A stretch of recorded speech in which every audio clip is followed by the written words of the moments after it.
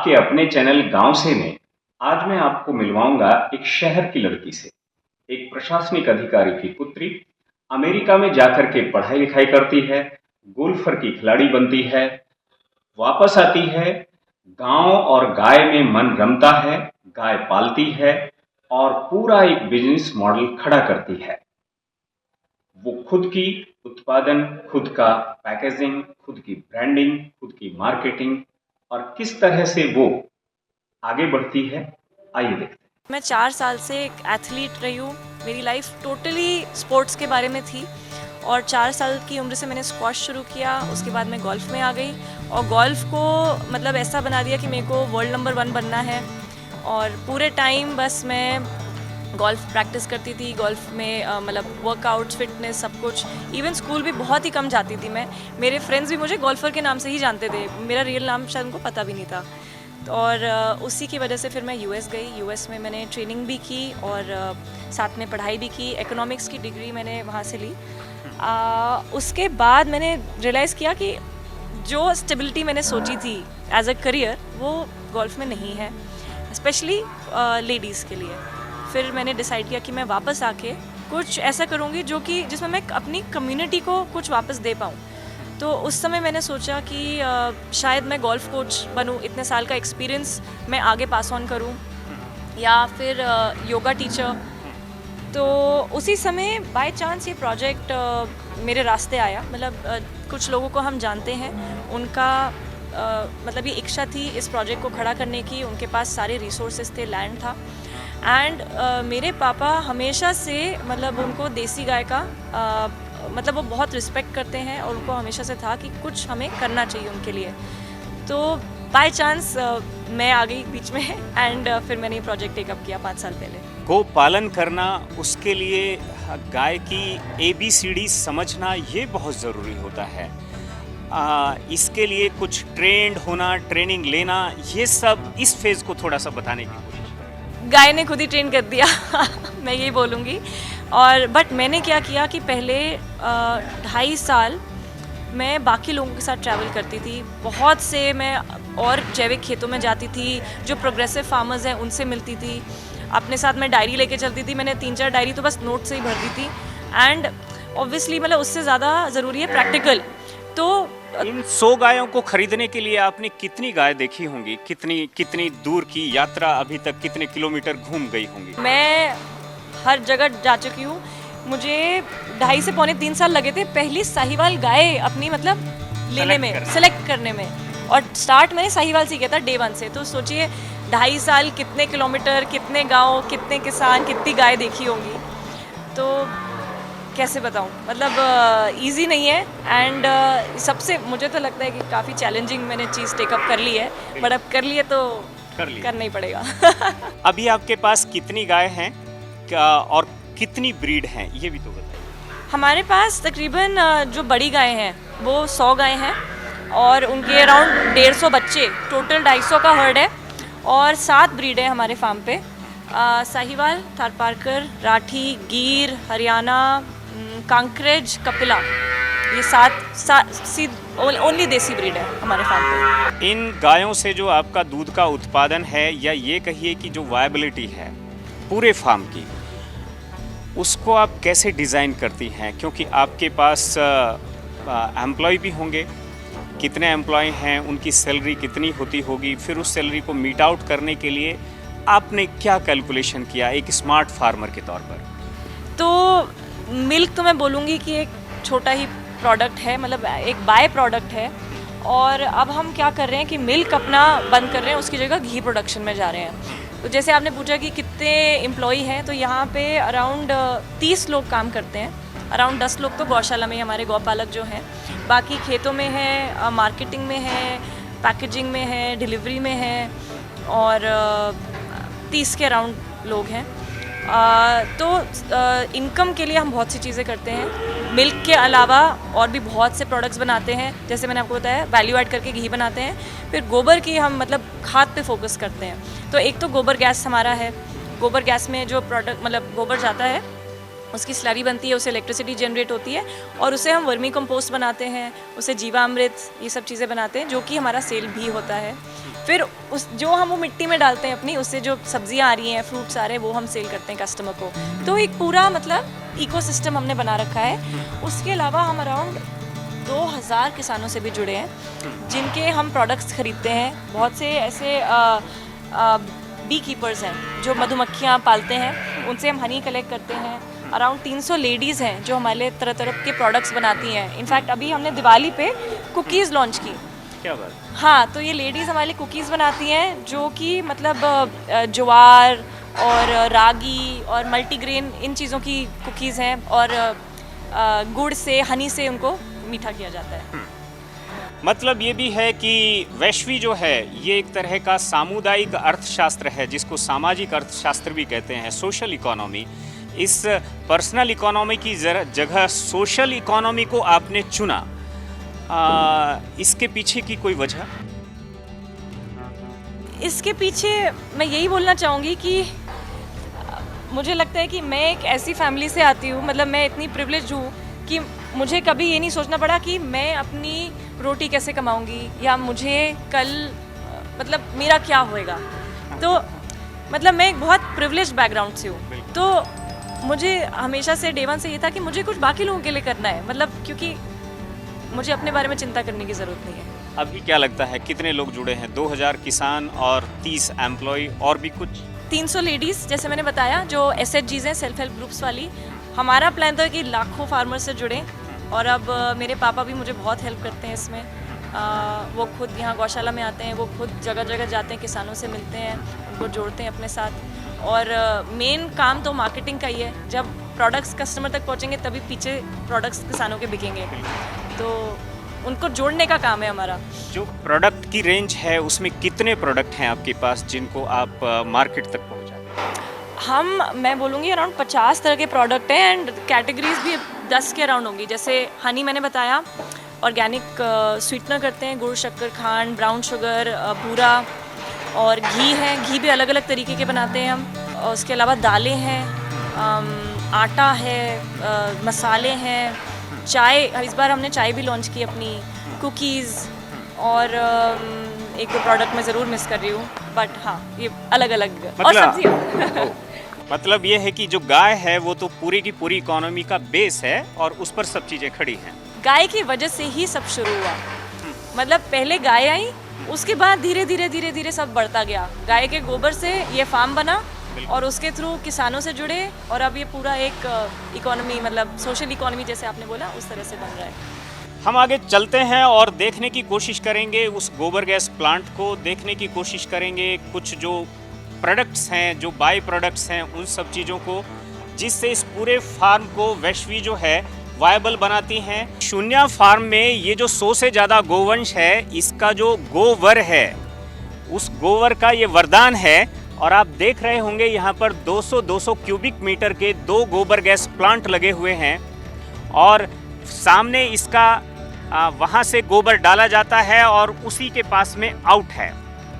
और हम इसे जानने समझने की कोशिश करेंगे कि ये दोनों जो गोबर गैस प्लांट हैं 10 एकड़ के इस फार्म के लिए इनकी क्या यूटिलिटी है और कैसे ये वायबल बनाते हैं इस पूरे प्रोजेक्ट को। जी वैश्वी। देखिए, अभी तो हम इससे बिजली नहीं बना रहे हैं, अभी हमने जेनसेट नहीं लगाया है। इसको हम कुकिंग गैस के तौर पे इस्तेमाल करते हैं और जो सारे हमारे फार्म पे लोग रहते हैं वो सब इसी से खाना पकाते हैं। तो एक तो ये यूटिलाइजेशन हो गया। दूसरी बात, जो इससे स्लरी निकलती है बाहर, उसको हम एज इट इज़ या तो खेत में डाल देते हैं। हमारे मतलब पौधे इतने अच्छे उग रहे सिर्फ गोबर की वजह से। आप देख सकते हैं हमारी मिट्टी कितनी मतलब बंजर है अदरवाइज़। और बाकी का हम वर्मी कंपोस्ट बनाते हैं। जो वर्मी कंपोस्ट है वो भी बाहर बिकता है और जो हमारी स्लरी है जब सूख जाती है तो वो भी हम आगे बेच देते हैं। तो मतलब इस 3 तरह से अभी इसका यूटिलाइजेशन हो रहा है। मतलब अपने लिए भी उसका इस्तेमाल होता है जितनी ज़रूरत अपनी है और इससे निकलने वाली स्लरी के सूखने पर उसको भी सेल आउट किया जाता है और जो सरप्लस में और स्लरी है उसको वर्मी के साथ कनेक्ट किया जाता है। वर्मी के लिए भी स्लरी बहुत अच्छा भोजन है और वो उसको जब कन्वर्ट करता है वर्मी कंपोस्ट में तो वो और एनरिच कंपोस्ट बन जाता है। ये वैश्वी के शून्या फार्म का वेजिटेबल सेक्शन है और इस सेक्शन में आप देख रहे होंगे वहाँ प्याज भी है, यहाँ पर गाजर भी है, धनिया भी है, फूल गोभी भी है, बेल वाली सब्जियाँ भी हैं, उधर मिर्च भी सेक्शन आप देख रहे हैं, इधर पालक है, मेथी है, टमाटर है और इसमें क्या क्या ये सारी चीज़ें हैं। ये सारी वेजिटेबल जो हैं वो किस तरह से उन्हें जो शून्य से जुड़े हुए लोग हैं वहाँ तक कैसे पहुँचाती हैं, ये भी हम जानने की कोशिश करेंगे। जिन लोगों को हम दूध सप्लाई करते हैं उन्हीं को वेजिटेबल भी करते हैं, क्योंकि दोनों ही फ्रेश प्रोडक्ट हैं, दोनों ही मतलब मिल्किंग के और सब्जी तोड़ने के मतलब विद इन 3 to 4 आवर्स 3 से 4 घंटे में हम सप्लाई कर देते हैं। तो मिल्क भी जो है हम पैस्चराइज नहीं करते, तो शेल्फ लाइफ बहुत ही कम है। तो इस सुबह सुबह ये काम हो जाता है अपना सुबह 6 बजे। कैमरे को आप उधर घुमाएंगे तो तब आप देखेंगे कि वहाँ पर प्लगिंग हो रही है। ये यहाँ पर प्लगिंग हो रही है। जो वैश्वी के साथी लोग हैं, जो उनके सहयोगी हैं, वो यहाँ पर फूल गोभी की तुड़ाई कर रहे हैं, प्याज की तुड़ाई कर रहे हैं और भी मैं देख पा रहा हूँ लौकी की तुड़ाई की गई है, मिर्च की तुड़ाई की गई है, ये आप देख रहे हैं। ये सरसों है, मैं ये नहीं कह सकता कि मैं नहीं जानता हूँ, और ये धनिया है और वो लौकी है और पालक भी है, बिल्कुल। और ये सब आपके लिए वैश्वी ने कहा है कि ये हम सब के लिए है, लेकिन हम ऐसा नहीं करेंगे। जो उनके ग्राहक हैं, आज उनकी सब्जी जो है वो कम नहीं पड़नी चाहिए, इसलिए जो है ये उनके यहाँ जानी ही चाहिए, ये हम सुनिश्चित करेंगे। जब यहाँ से मॉर्निंग में वेजिटेबल जाती हैं लोगों के यहाँ पर घर पर, तो इसकी तुड़ाई आप किस टाइम तक कर देते हैं? 6 बजे तक हो जाता, 6:30 बजे, 7 बज जाता। सुबह को 7 बजे तक तुड़ाई कर देते हैं। कितना टाइम लगता है आपको? 1-2 घंटे लग जाते हैं। 1-2 घंटे। कितने लोग हैं जो आप लोग इस काम को करते हैं, जो ये तोड़कर पैकेजिंग करना, ये सब करना पड़ता है? हम दोनों लोग। क्या बात, आप दोनों लोग पूरा का पूरा वेजिटेबल सेक्शन संभालते हैं? जी हाँ, सब्जी का। लोगों को जो गुड़ है, शक्कर है, खांड है, तेल है, दालें हैं, सब तरह के उत्पाद हैं, वो मिल सके, इसके लिए देश भर के बाकी किसानों को जोड़कर वैश्वी ने रखा है। आपने अपने नाम के अकॉर्डिंग जो है बहुत सारे लोगों को जोड़ने की कोशिश की है। क्या टारगेट्स क्या हैं? लिमिट नहीं लगाई है विजन पे, मतलब अनलिमिटेड विजन है। मतलब अगर आप कुछ बताना हो, एग्जाम्पल देना हो, तो अमूल जितना बड़ा बनना है, मतलब उतने ज़्यादा किसान जोड़ने हैं, उतनी ज़्यादा लेडीज़ जोड़नी है अपने साथ, उतना ज़्यादा भारत के किसानों को प्रभावित करना है, भारत के कंज्यूमर्स को प्रभावित करना है कि वो कुछ हेल्दी चीज़ अपने बॉडी में डालें और जो वो खा रहे हैं उसका सोर्स पता हो उनको।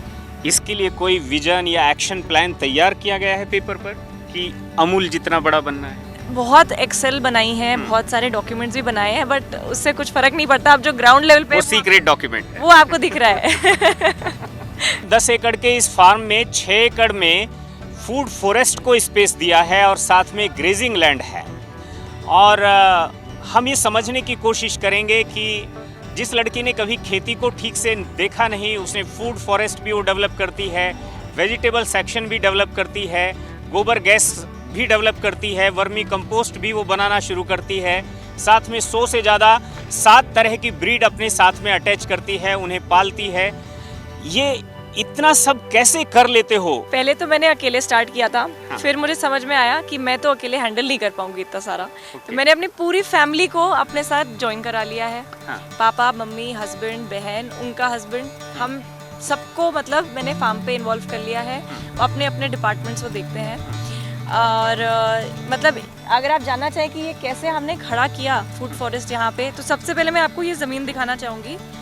तो ये हमारी बिल्कुल रेतीली बंजर ज़मीन है, इसमें जान ही नहीं है किसी भी तरह की, और इसका सल्यूशन सिर्फ एक था, गोबर। और गोबर से हमने ज़मीन को ऐसा बना दिया है। इसमें हम 85 तरह के फ्रूट्स, 50 तरह के सब्जी, जो भी लगाते हैं हो जाता है, जो भी लगाते हैं, हाँ, मतलब सिवाय जो एकदम ही प्रोटेक्टेड एनवायरनमेंट में होते हैं, उसके अलावा सब कुछ यहाँ पे हम कर रहे हैं। मतलब यहाँ पर एक बात और है जो मुझे लगता है कि ये सवाल जानना चाहिए। अगर आप कहीं पर जॉब कर रही होती तो शायद आप खुद परिवार से अलग होती, जितना बड़ा परिवार आपने खेती के साथ जोड़ लिया है। क्या सही है ये बात? मुझे लगता है क्या ये खेती जोड़ती है, ऐसा आपको लगा?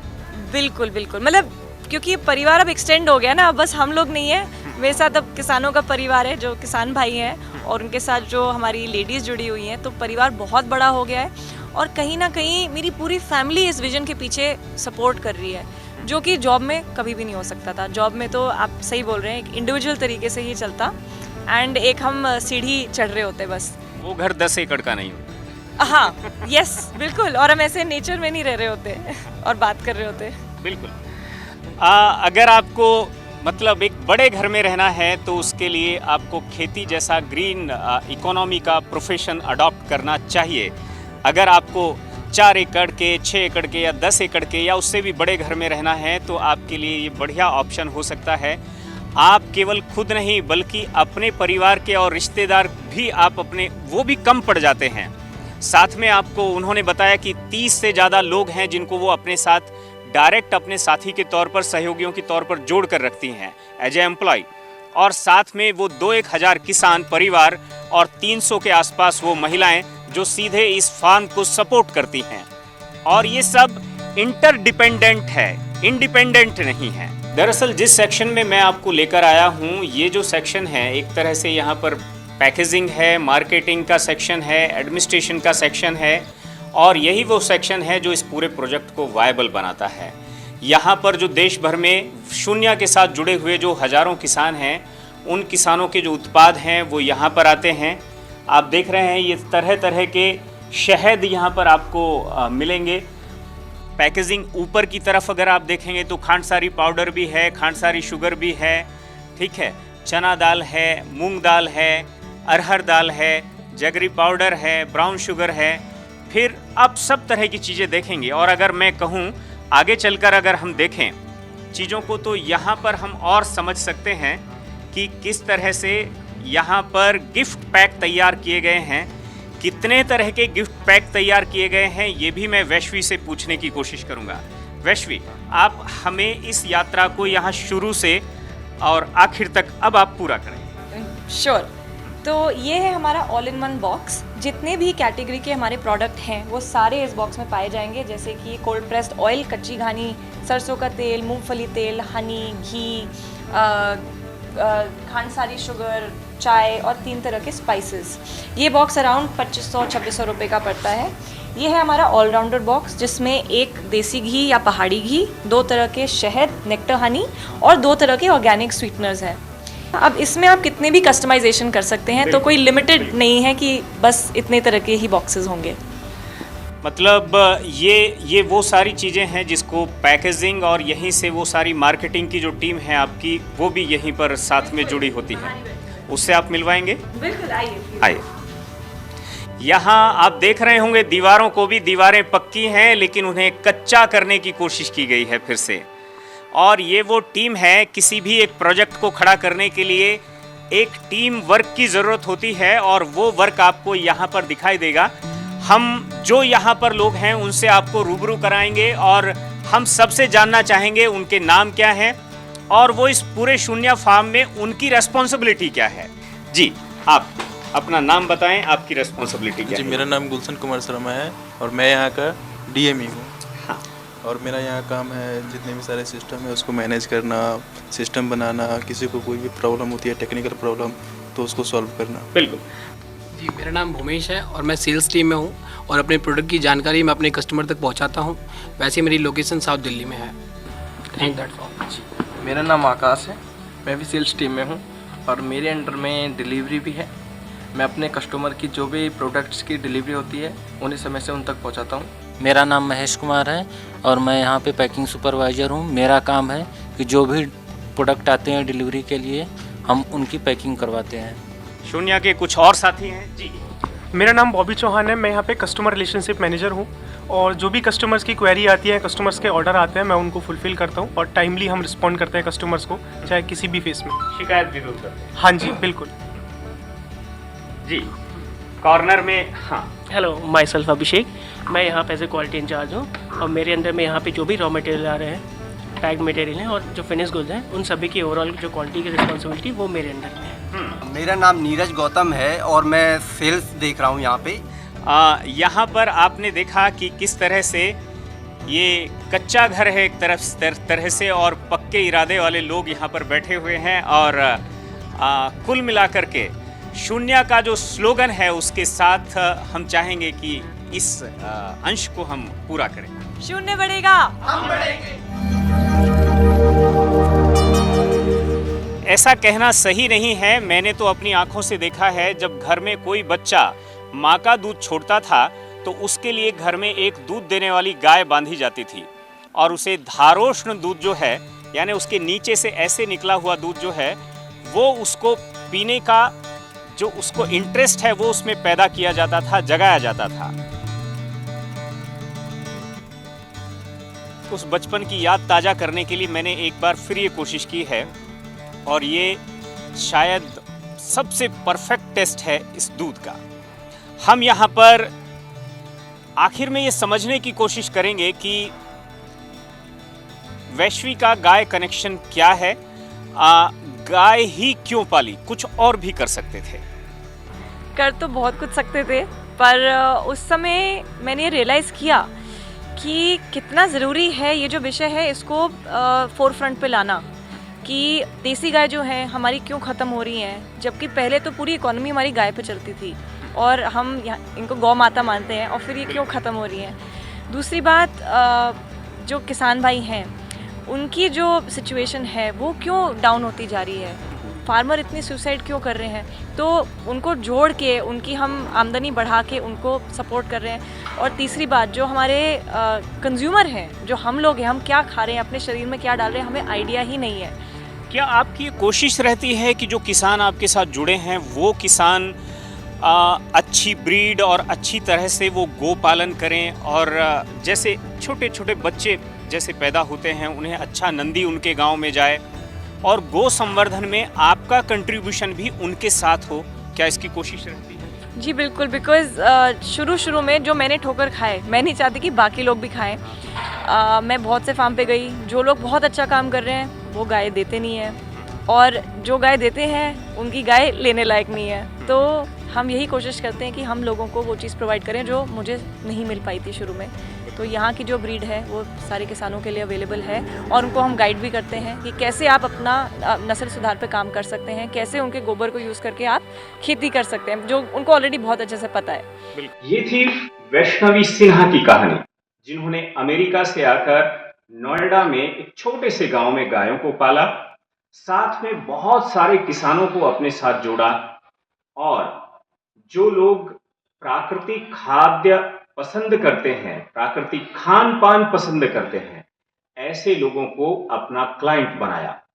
और अब उन्होंने दूध के साथ सब्जियां, दालें, तेल, गुड़, शक्कर, शहद, जो भी एक रसोई के लिए जरूरी होता है, सब कुछ इस फार्म से प्लेट तक पहुंचाना शुरू किया।